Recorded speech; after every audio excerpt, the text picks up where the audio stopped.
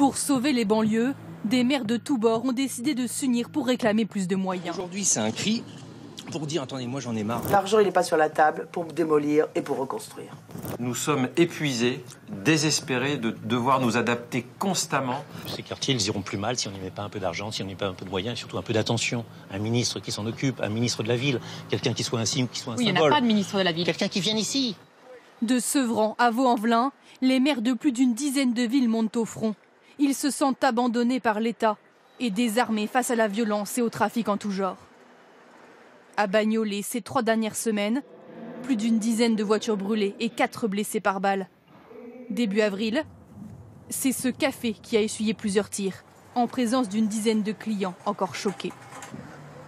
Là, j'étais là parce qu'il y avait une chaise ici. Là, j'étais là, j'ai essayé d'entrer comme ça, comme ça. Après, ils ont ouvert un peu comme ça, ils ont tiré un peu comme ça. Voilà. À l'origine de ces échauffourées, des règlements de compte sur fond de trafic de drogue. Mais pour le maire, c'est un problème plus profond, une question de moyens. Vous avez l'impression, en tant que banlieue, d'être soutenu par l'État ? Écoutez, pas suffisamment.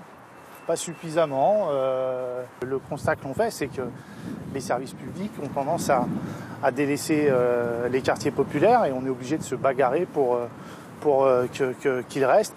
Ici, le centre des impôts va fermer. Le bâtiment de la sécurité sociale et ce bureau de poste de quartier sont aussi menacés. Les effectifs de police ont bien été renforcés il y a un an, mais le commissariat ferme toujours le week-end et le soir à partir de 19h. Les habitants se sentent laissés pour compte. Ça fait des années qu'on attend la sécurité et ça bouge pas. S'il n'y a pas de terrain de foot, les jeunes sont trop enfermés. C'est ça le problème, il n'y a rien du tout pour s'en sortir. C'est-à-dire, c'est soit tu es à l'école, soit tu es là-haut. Là-haut, c'est pour le deal. Point de deal, ouais. Voilà, c'est ça.